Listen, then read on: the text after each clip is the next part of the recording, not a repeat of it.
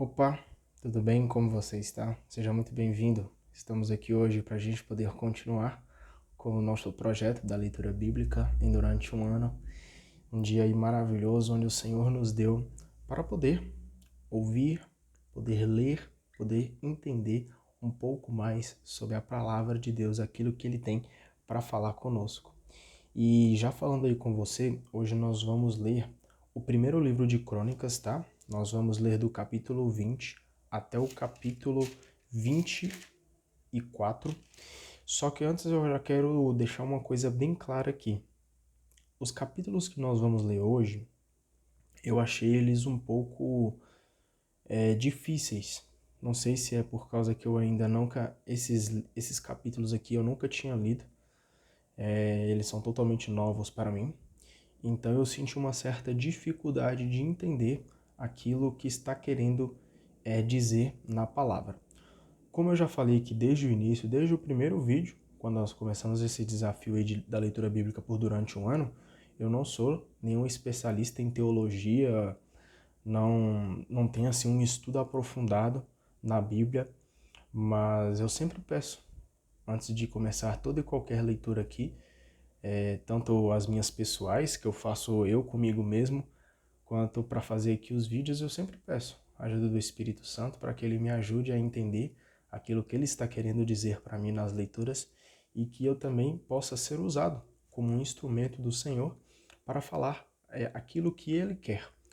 Que a meus lábios, que a minha boca seja usada aqui como um instrumento para proclamar o Evangelho de Deus, aquilo que ele quer que eu fale e repasse aí para você. Então sempre pedir a ajuda aqui do Espírito Santo de Deus. E hoje eu pedi ainda mais, tá?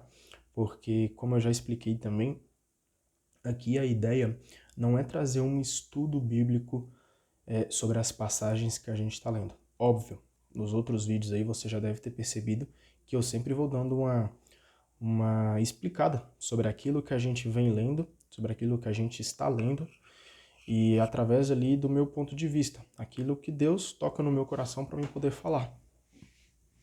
Mas claro que eu não sou nenhum especialista em teologia aqui para explicar o que de fato a leitura está querendo trazer para a gente. Mas a gente sempre busca aí trazer o nosso entendimento, aquilo que Deus tem falado com a gente. Então, essa leitura de hoje eu achei um pouco complexa, tá? Já deixando bem claro aí para você, mas não significa que nós vamos deixar de ler ela, não. A gente está aqui com o Espírito Santo de Deus, vamos invocar a presença do Espírito Santo de Deus onde você estiver aí. Peça para que Deus esteja junto da gente, para a gente entender aqui o que ele está querendo dizer com a palavra dele, tá bom? Então, essas leituras aqui que nós vamos fazer hoje, como eu não posso parar para fazer um estudo aprofundado, até porque é um ano seguido aí, então, não tem como eu parar em todas as leituras e fazer um estudo profundo para vir aqui e falar com você. A gente vai lendo e vai tentando entender aí juntos, tá bom? Então, só para deixar claro aí que essas leituras aqui do capítulo 20 até o 24 eu tive algumas dúvidas, não vou negar. Mas Deus está conosco e é Ele quem vai conduzir a nossa leitura. Se você creia, diga amém onde você estiver, tá bom? Hoje, como eu já expliquei, nós vamos ler de 1 Crônicas do capítulo 20 até o capítulo 24. Então já vamos abrir a nossa Bíblia para a gente começar aqui em 1 Crônicas 20. No ano seguinte, na época em que os reis costumam sair para a guerra, Joabe, no comando da elite do exército, foi arrasando o país dos amonitas, chegou até a capital Rabá e cercou a cidade. Enquanto isso, Davi estava em Jerusalém. Joabe tomou Rabá e a destruiu. Davi tirou a coroa da cabeça do deus Melcom e notou que pesava 35 quilos de ouro e ainda tinha uma pedra preciosa. Daí em diante, ela passou a ficar na cabeça de Davi. Uma coisa que bem importante é que Davi ali já destruiu um falso deus ali, como a gente viu aqui, né? Davi tirou a cabeça do deus Melcom. Então a gente vê aí que Davi está ali acabando com aqueles falsos ídolos. E Davi levou da cidade um despojo muito grande. Tirou a população que havia na cidade e a colocou para trabalhar com serras, picaretas e machados de ferro. e fez a mesma coisa com todas as outras cidades amonitas. Depois voltou para Jerusalém junto com o exército. Depois disso, ainda havia guerra em Gazer contra os filisteus. Então, Sobocai, da cidade de Uza, matou Safai, um filho dos Rafaim. Dessa forma, eles foram dominados. Houve ainda outra guerra contra os filisteus. Dessa vez, Eucanã, filho de Jair, matou Lame, filho de Golias de Gate. A lança deste mais parecia cilindro de tear. A outra guerra foi em Gate. Aí havia um homem alto, que tinha 24 dedos, 6 em cada mão e em cada pé, e que também era da família dos Rafaim. Ele insultou Israel. Porém, Jonatas, filho de Samaá, irmão de Davi, o matou. Esses indivíduos eram de Rafa, na região de Gate. Tombaram sob as mãos de Davi e de seus oficiais. Então a gente viu aqui no capítulo 20 uma vitória ali de Davi, uma vitória total, basicamente, sobre os seus inimigos. Eu até deixei anotado aqui que essas vitórias que Davi teve em cima dos seus inimigos foi um registro histórico da dinastia de Davi durante ali os primeiros anos do seu reinado. Então a gente percebe que Davi teve ali uma certa vitória sobre os seus inimigos nos primeiros anos do seu reinado. Capítulo 21. Satã. Esse capítulo aqui, eu vou ler ele completo, tá? Ele é um pouco grandinho, mas é importante a gente ler ele todo e depois no final a gente comenta. Então presta bastante atenção no capítulo 21, ok? Satã se insurgiu contra Israel e induziu Davi a fazer o recenseamento de Israel. Davi disse a Joabe e aos chefes do povo: saiam e façam o recenseamento de Israel, desde Bersabeia até Dan. Depois, voltem aqui para eu ficar sabendo quantos são. Joabe respondeu: que Javé multiplique o povo 100 vezes mais. Senhor meu rei, por acaso não seriam todos súditos do meu senhor? Para que o meu senhor faça esse recenseamento? Porque está querendo ser causa de pecado para Israel? Mas a ordem do rei prevaleceu, e Joabe saiu andando por todo o país. Finalmente, voltou para Jerusalém, entregou a Davi o resultado do recenseamento. Todo Israel tinha 1.100.000 homens aptos para a guerra, e Judá tinha 470.000 aptos para a guerra. Olha para você ver, gente com borra. Joabe deplorou tanto a ordem do rei que acabou não recenseando Levi nem Benjamim. Olha para você ver, ele não contou ali todas as pessoas, deixou até a tribo de Levi e de Benjamim de fora. Esse episódio todo não agradou a Deus, que castigou Israel.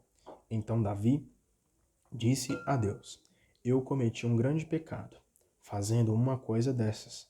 Perdoa o pecado do teu servo, pois cometi uma grande loucura. Então Javé disse a Gade, o vidente de Davi: vá e fale a Davi. Assim diz Javé: eu lhe proponho 3 coisas. Escolha uma e eu a executarei. Gade foi até o rei e o informou: assim diz Javé: escolha ou 3 anos de fome, ou 3 meses fugindo do adversário da espada do inimigo até ele alcançar você, ou ainda a espada de Javé e 3 dias de peste no país, com o anjo do Senhor devastando todo o território de Israel. Resolva agora o que devo responder àquele que me enviou. Davi respondeu a Gade: estou numa grande angústia. Prefiro cair nas mãos de Javé, pois a sua misericórdia é imensa, em vez de cair nas mãos dos homens. Olha para você ver uma coisa aqui bem interessante, antes da gente continuar aqui, que eu gostei bastante. Que mesmo ali num erro gigantesco que Davi cometeu, Deus vai e fala com ele através aqui do profeta Gade. Ele é um profeta, é isso? Não, na verdade ele é o vidente de Davi. Desculpa, tá? Aí, e através ali do vidente de Davi Gade, Deus usa ele para falar com Davi. E aí Davi, ali mesmo cometendo um erro muito grande, ele prefere cair nas consequências daquele pecado. Ele prefere ser castigado pelas mãos de Deus do que pelas mãos humanas. E uma coisa muito interessante que ele fala pra gente, por que ele prefere cair nas mãos de Deus? Pois a sua misericórdia é imensa, em vez de cair nas mãos dos homens. Então a gente sabe aí, cara, que mesmo não tô aqui passando a mão em cima da cabeça do pecado não, tá? O pecado tem que ser evitado. Nós temos que pedir perdão para Deus pelos nossos pecados sempre. Mas a gente não tem que se esquecer de que Deus que perdoa os nossos pecados. Por muitas vezes os humanos, a gente dá um errinho assim pequenininho, a gente já é massacrado. Hoje em dia com a internet, né, eles usam aí a tal da palavra cancelamento, onde a pessoa errou assim numa coisinha que é às vezes tão simples, tão boba, e a pessoa é massacrada. A gente vê ali vários comentários de ódio, ameaças, aquela situação toda que você já viu da internet. E a gente vê aí que a justiça humana, cara, basicamente é uma lástima. Não estou falando também que a justiça de Deus não é uma justiça assim honesta, não é uma justiça assim pesada, até porque a gente vai ver aqui, Deus é um homem justo. A gente vai ver aqui que Davi vai ter as consequências, vai receber as consequências do seu pecado. Mas uma coisa que é muito importante a gente esquecer é que nós temos um Deus que nos escuta. Apesar de cometermos os nossos erros e por forma justa a gente pagar os nossos pecados, Deus ele é muito misericordioso. Não é à toa que ele entregou o seu filho, aqui ó, vou pegar aqui, para morrer na cruz em prol dos nossos pecados. E olha que a gente não merecia. A gente não merecia que Jesus tivesse vindo aqui e tivesse morrido pelos nossos pecados. Nós não somos merecedores desse amor grandioso. Mas Deus sim tem um amor verdadeiro. Deus, pela sua misericórdia, ele perdoa os nossos pecados. Então, quando você errar, quando você cometer algum erro, algum pecado, não busque justiça nas coisas do mundo. Não busque a justiça falando assim, vou beber, vou me embriagar para esquecer dos meus problemas, para esquecer daquele erro que eu fiz. Vou me drogar, vou sair aí, vou ficar com várias pessoas, vou beijar na boca de todo mundo, vou ter relação sexual com todo mundo para esquecer os meus problemas. Cara, você está se perdendo ainda mais. Ao invés de você ir em busca da sua salvação, em prol como é que eu posso dizer, em forma de reparar aquele erro que você fez, cara, você está se perdendo cada vez mais. Então não se esqueça que a sua salvação tá aqui, ó. Ele morreu na cruz por você. Então se arrependa verdadeiramente e adore Jesus, pois ele sim é misericordioso. Ele sim vai ter misericórdia de você. E se você entregando e abrindo seu coração verdadeiramente, Deus vai perdoar dos seus pecados. Então a justiça do reino dos céus é muito mais valiosa que a justiça dos homens, tá bom? Falei aqui que ia comentar só no final, né? Mas é Deus que vai guiando os nossos passos. Versículo 14. Então Javé mandou uma peste sobre Israel e morreram 70.000 israelitas. Então aqui, ó, a gente vê a justiça de Deus, mas é uma justiça digna. Depois Deus mandou o anjo a Jerusalém para destruí-la. Javé, no entanto, viu e se arrependeu desse mal, e disse ao anjo exterminador: Chega, agora retire a mão. O anjo de Javé estava junto à eira de Ornã, o Jebuseu. Davi ergueu os olhos e viu o anjo de Javé entre o céu e a terra, com a espada desembainhada e erguida sobre Jerusalém. Vestido com os panos de saco, Davi e os anciãos caíram com o rosto por terra. Então Davi disse a Deus: Não fui eu que mandou fazer o recenseamento? Não fui eu quem pecou e cometeu o mal? Quanto a esses, o rebanho, que foi que eles fizeram? Javé, meu Deus, que tua mão caia sobre mim e sobre a minha família, mas que o teu povo escape da desgraça. O anjo de Javé disse então a Gade: Mande Davi subir e erguer um altar a Javé na eira de Ornã, o Jebuseu. Então Davi subiu para lá, conforme Gade lhe havia dito em nome de Javé. Ao se virar, Ornã viu o anjo e se escondeu com seus 4 filhos. Ornã estava debulhando trigo. Quando Davi foi encontrá-lo, Ornã viu Davi, saiu da eira e prostrou-se diante de Davi, com o rosto por terra. Davi disse a Ornã: Ceda-me o lugar desta eira, para que eu construa aí um altar para Javé. Quero que você me ceda a eira pelo seu valor em dinheiro. Desse modo, o povo ficará livre da peste. Ornã respondeu a Davi: Tome a eira e que o Senhor meu rei faça o que achar melhor. Veja, eu dou os bois para o holocaustos, as cangas como lenha e o trigo para a oblação. Eu entrego tudo para o Senhor. Mas o rei Davi disse a Ornã: De jeito nenhum. Quero comprar a eira pelo seu valor, em dinheiro. Não vou dar a Javé o que pertence a você, oferecendo holocaustos que não me custem nada. Então Davi deu a Ornã 6 quilos de ouro. Davi construiu aí um altar para Javé e ofereceu holocaustos e sacrifícios de comunhão. Invocou a Javé, que lhe respondeu fazendo cair fogo do céu sobre o altar dos holocaustos. Então Javé ordenou ao anjo que repusesse a espada na bainha. Vendo que Javé o atendia na ira do Jebuseu, Ornã, Davi passou a oferecer holocaustos nesse lugar. Nessa época, a habitação de Javé, que Moisés tinha feito no deserto, e também o altar dos holocaustos, ficavam no lugar alto de Gabaão. Eita, caiu as coisas aqui, mas vamos lá. Mas Davi não pôde ir até lá diante de Deus, porque a espada do anjo de Javé lhe causara medo. Então é que a gente acaba com o capítulo 21, e é bem interessante porque como a gente já... Só pegar aqui, peraí. Como a gente já falou, que o livro de Crônicas, esse primeiro livro de Crônicas aqui, ele é basicamente um resumo daquilo que a gente leu sobre a história de Davi. Então a explicação dessa parte do capítulo 21, dessa parte não, né? Do capítulo 21 completo que a gente leu, ela tá lá em 2 Samuel, capítulo 24, versículos de 1 a 25. A explicação, quer ver? Deixa eu até abrir aqui para a gente poder ler.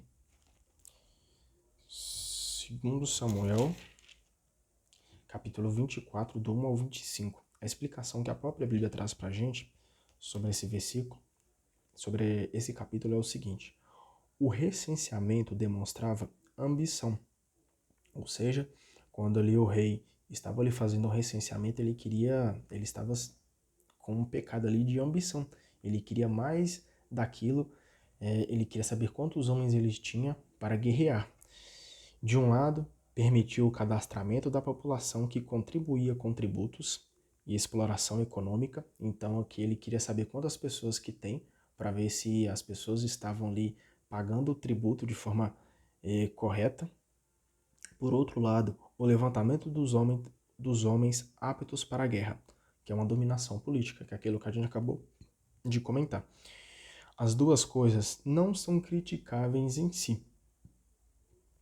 Só se tornam más quando a autoridade as absolutiza e nelas coloca sua total confiança. Então a gente viu aqui que Davi cometeu um grande erro. Além de estar com uma ambição muito grande em cima do povo, ele estava colocando sua confiança na mão do povo. Infelizmente, a nossa confiança não tem que estar na mão dos homens, mas sim na mão de Deus, que é o Deus Todo-Poderoso. Vamos agora aqui para o capítulo 22.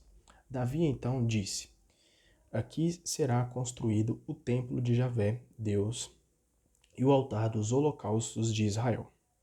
Depois, Davi reuniu os estrangeiros que havia no país de Israel e determinou-lhes a tarefa de lavrar as pedras para a construção do templo de Deus. Nossa, eu tô com a voz ruim hoje, hein? Perdão, tá? Mas vamos lá. Arranjou também muito ferro para os cravos e dobradiças das portas, bronze sem conta, sem número de toras de cedro que lhe foram enviadas em abundância, pelos sidônios e tíros. Davi pensava: meu filho Salomão é ainda moço e frágil, e o templo que ele deverá construir para Javé terá de ser algo de grandioso, de muito nome e admirado em todos os países. Por isso vou fazer os preparativos. Foi assim que, antes de morrer, Davi arranjou muito material. Lembrando aqui da história de Davi, Davi queria ali construir um templo para Deus, mas como Davi cometeu alguns erros ali, de derramar muito sangue, durante o seu reinado, Deus falou para ele que não ia permitir que ele construísse o templo para colocar ali a Arca da Aliança de Deus, que ele não ia construir o templo de Deus, mas sim ia ser o seu descendente, ia ser o seu filho chamado Salomão. Ele chamou o seu filho Salomão e mandou que ele construísse o templo de Javé, o Deus de Israel. Davi falou a Salomão: meu filho, eu estava planejando construir um templo para o nome de Javé, meu Deus. Acontece, porém, que me chegou uma mensagem de Javé dizendo: você derramou muito sangue e fez guerras violentas. Você não construirá um templo para o meu nome, porque derramou muito sangue sobre a terra em minha presença, que é aquilo que a gente acabou de falar. Veja, você terá um filho que será homem pacífico. Vou fazê-lo viver em paz com todos os inimigos vizinhos. Olha que maravilha, hein? O nome dele será Salomão. No tempo dele, concederei paz e tranquilidade para Israel. É ele quem construirá um templo para o meu nome. Para mim, ele será um filho, e para ele eu serei pai. Imagina Deus falando isso para você, cara? Que intimidade, hein? Intimidade de pai com filho. Para mim, Deus fala, né? Para mim, ele será um filho. Ó, imagina Deus falando para você. Para mim, você é um filho. E para ele, e para nós, né? Eu serei pai. Então, o que Deus mais quer é fazer essa aliança conosco. É que nós tenhamos essa intimidade com ele. Pode ter certeza que Deus, ele quer ter você como filho. Muitas vezes nós que atrapalhamos esses planejamentos de Deus.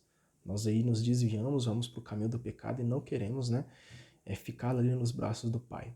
Mas pode ter certeza que Deus está esperando você, tá? Arrependa-se, volta para os braços do Pai, porque Ele quer ter você como pai, um relacionamento de pai e filho. E firmarei para sempre o trono do reinado dele sobre Israel. Agora, meu filho, que Javé esteja com você. Mãos à obra. Construa o templo de Javé, seu Deus, conforme ele projetou para você. Basta que Javé lhe conceda bom senso e inteligência para governar Israel, cumprindo a lei de Javé, seu Deus.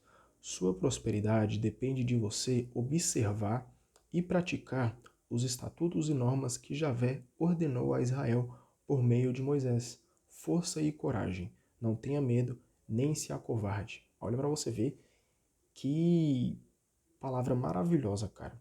A sua prosperidade, ou seja, se você quer ser um homem próspero, uma mulher próspera, cara, depende de você observar os mandamentos e praticar aquilo que Deus ordenou através de Moisés, ou seja, os 10 mandamentos que Deus ordenou para Moisés. Citando alguns: amar a Deus sobre todas as coisas, não tomar o nome de Deus em vão, honrar pai e mãe, não matar, não roubar, não pecar contra a castidade, não desejar a mulher do próximo. A gente sabe, eu sei, você sabe aí que não é fácil seguir esses mandamentos. Mas se Deus pede, cara, não basta que a gente aí viva desenfreadamente. A gente tem que ser bem fiel, bem disciplinado, porque nós seremos prósperos se nós seguirmos o caminho de Deus. Então vamos aí levantar a cabeça e vamos fazer a vontade de Deus em nossa vida. Vamos viver o propósito que Deus quer. Não vamos viver pelas nossas necessidades, não, tá? Veja bem, apesar da minha pobreza, eu arranjei para o templo de Javé 3.400 toneladas de ouro e 34.000 toneladas de prata, além de uma quantidade muito grande de bronze e ferro, que nem dá para calcular. Preparei também madeira e pedra, mas você ainda terá que arranjar mais. Estarão à sua disposição muitos trabalhadores especializados em cortar e lavar pedra e madeira, além de especialistas em qualquer profissão. Existe ouro, prata, bronze e ferro em abundância. Vamos, mãos à obra, e que Javé esteja com você. Então Davi ali deixou basicamente tudo preparado para que, tudo não, mas vamos dizer que inicialmente as coisas ali iniciais que iam precisar para a construção do templo de Javé, Davi deixou preparado para o seu filho Salomão. Davi mandou também que todas as autoridades de Israel ajudassem a seu filho Salomão. Ele disse: Por acaso Javé, seu Deus, não está com vocês? Ele deu para vocês descansos nas redondezas, ao entregar em minhas mãos os moradores do país, subjugando esta terra a Javé e ao seu povo.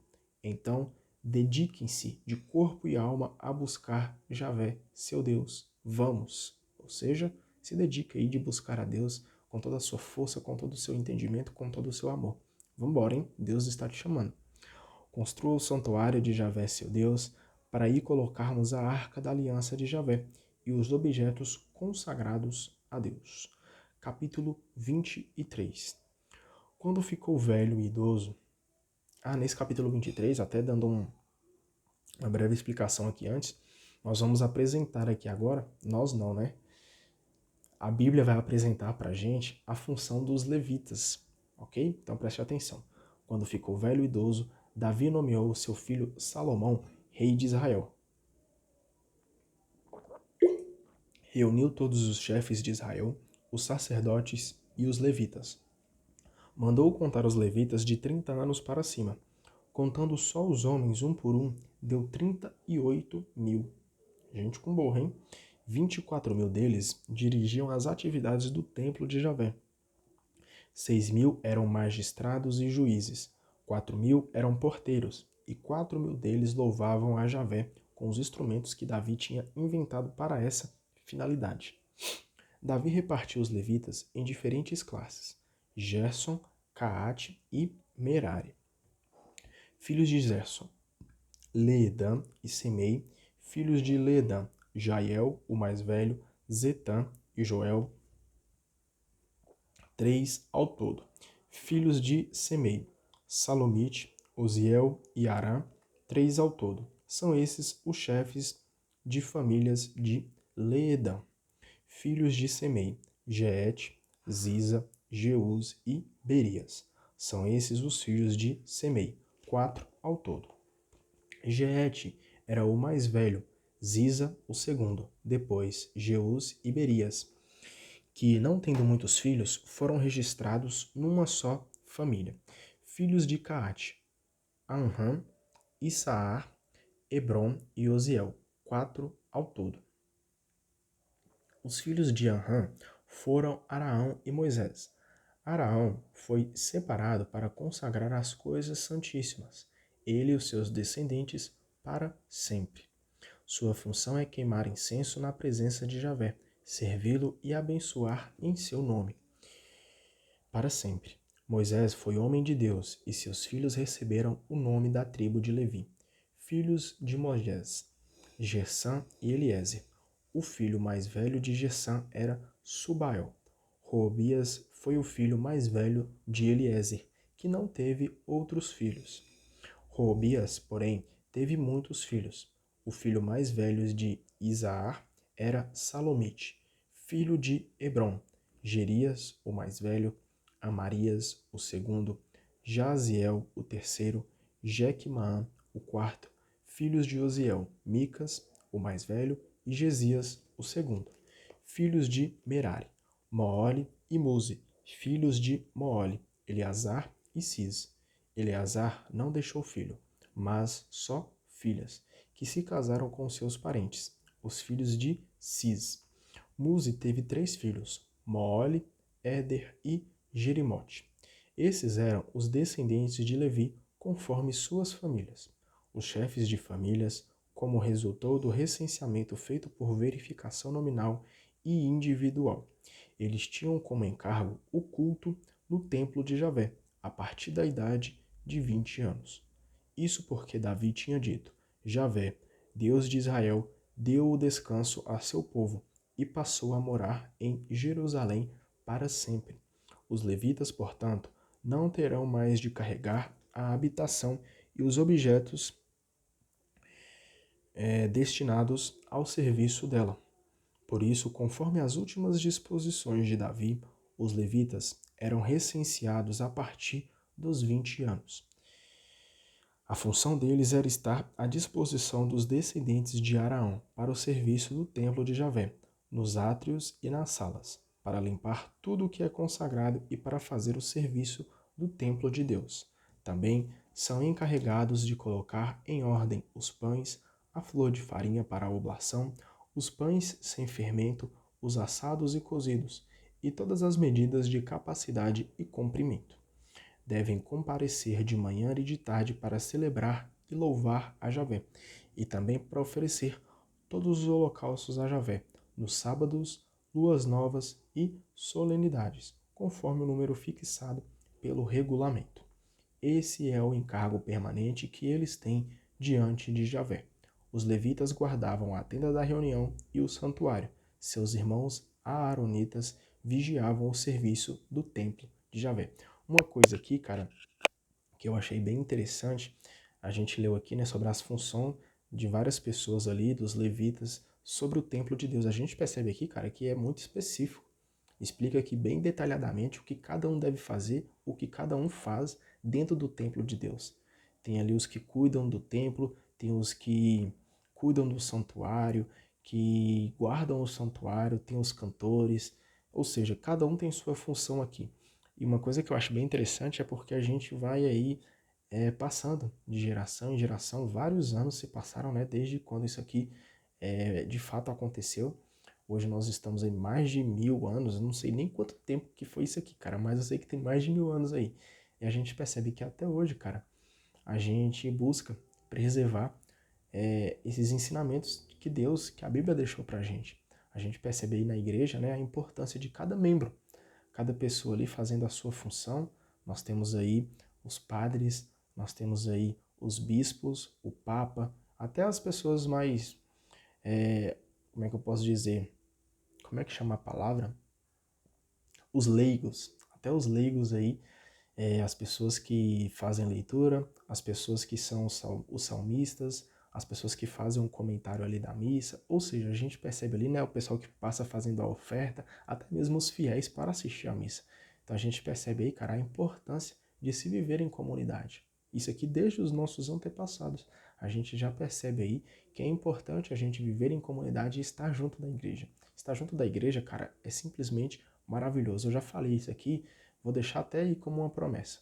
Assim que a gente acabar esse desafio aqui, um dos outros vídeos aí que eu pretendo fazer é explicando a importância da igreja na nossa vida, tá? Então, talvez eu até me esqueça, porque nós estamos no dia 90, falta mais de 100 dias aí pra gente terminar esse projeto, mas um dia eu vou trazer aqui, um dia eu vou falar da minha experiência dentro da igreja e vou falar qual que é a importância da igreja na nossa vida, tá bom? Vamos aqui agora para o último capítulo do dia de hoje, capítulo 24. Esse capítulo 24, nós vamos falar aqui também da unidade, ou seja, para fazer ali como se fosse tornar único o exercício do sacerdócio, tá bom? Só para ficar claro aí para você. Classe dos descendentes de Araão. Filhos de Araão: Nadab, Abiú, Eleazar e Itamar. Nadab e Abiú, porém, morreram antes de seu pai e não deixaram filhos. Eleazar e Itamar se tornaram sacerdotes. Davi, juntamente com Sadoc, filho de Eleazar, e com Aquimeleque, filho de Itamar, os dividiu em classes, de acordo com as funções de cada um. Havia mais descendentes de Eleazar do que de Itamar, por isso foram assim classificados: 16 chefes de famílias de Eleazar e 8 de Itamar. Tanto uns como outros foram distribuídos por sorteio, de forma que havia oficiais do santuário e oficiais de Deus, tanto na família de Eleazar quanto na família de Itamar. Semeías, secretário levita, filho de Natanael, os registrou na presença do rei, dos oficiais, do sacerdote Sadoc, de Aquimeleque, filho de Abiatar, dos chefes de famílias, dos sacerdotes e dos levitas. Tirava-se a sorte, uma vez para a família de Eleazar e 2 vezes para a família de Itamar. O primeiro a ser sorteado foi Joiaribe, o segundo Gedeias, o terceiro Arim, o quarto Seorim, o quinto Melquias, o sexto Mainã, o sétimo Acos, o oitavo Abias, o nono Jesua, o décimo Sequenias, o 11º Eliasibe, o 12º Jacim, o 13º Ofa, o 14º Isbaal, o 15º Belga, o 16º Emer, o 17º Ezir, o 18º Áfizes, o 19º Fetatias, o 20º Ezequiel, o 21º Jaquim, o 22º Gamul, o 23º Dalaías, o 24º Maasias. Essa era a escala dos que prestavam serviço dentro do templo de Javé, conforme as determinações dadas pelo seu antepassado Arão, por ordem de Javé, o Deus de Israel. Quanto aos outros descendentes de Levi, os chefes eram estes: Subael, da família de Anrã; Gedias, da família de Subael; da família de Robias, o chefe era Gesias; da família de Isaar, o chefe era Solomote; da família de Solomote, o chefe era Jaate; da família de Hebron, Gerias, o primeiro; Amarias, o segundo; Jaziel, o terceiro; Jequimaã, o quarto; da família de Osiel, Micas; da família de Micas, Samir; da família de Gesias, irmão de Micas, o chefe era Zacarias. Filhos de Merari, Moole e Muzi. Jazias também era seu filho, descendentes de Merari, por parte de Jazias, Soã, Zacur e Ebre. Moole foi pai de Eleazar, que não deixou filho. Cis teve um filho, Meel. Filhos de Muzi, Moole, Éder e Jerimote. Essa era a descendência de Levi, dividida por famílias, da mesma forma como seus irmãos da família de Araão. Esses também tiraram a sorte na presença do rei Davi, de Sadoc, de Aquimeleque e dos chefes de famílias sacerdotais e levíticas. Foi a mesma coisa tanto para as famílias principais dos levitas como para as famílias menores. Aqui a gente finaliza, só que antes eu trouxe a explicação aqui dessa passagem, até porque ela é bem complexa. Eu achei bem difícil esse capítulo 24 e eu trouxe a explicação que a Bíblia traz pra gente, que ela diz o seguinte: na verdade, antes do exílio, desde o tempo de Salomão, houve atrito entre levitas e sacerdotes. Então a gente sabe aqui que houve ali um certo atrito entre os levitas e os sacerdotes, tá? Atritos que continuaram depois do exílio. O autor aqui procura sanar essa divisão, a fim de que a unidade religiosa se torne possível. Então eles não queriam que tivesse essa divisão entre os sacerdotes e os levitas.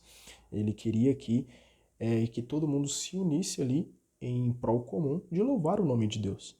No presente texto, levitas e sacerdotes têm a mesma importância. Então a gente percebe aqui que eu não sou mais importante que você que está vendo esse vídeo, nem você que está vendo esse vídeo é mais importante do que eu.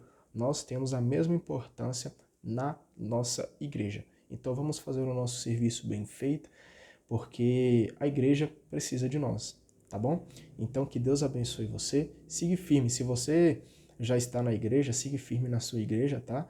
Faça a sua função muito bem feita, independente qual seja ela. Se você faz leitura na missa, se você passa ali recolhendo a oferta, se você recolhe no final os folhetos, cara, faça isso muito bem feito. Se você talvez aí que tá vendo, não sei se existe aqui algum, mas se você for algum padre, se você for algum bispo, cara, faça a sua função muito bem feita, tá bom?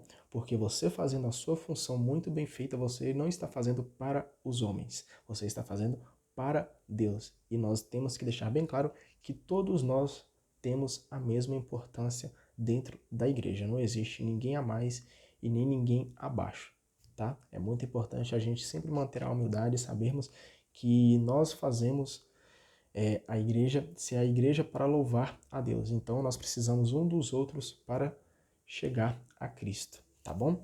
Que você seja muito abençoado e amanhã nós estamos aqui de volta. tá bom? Um beijo, um abraço, até amanhã, até mais.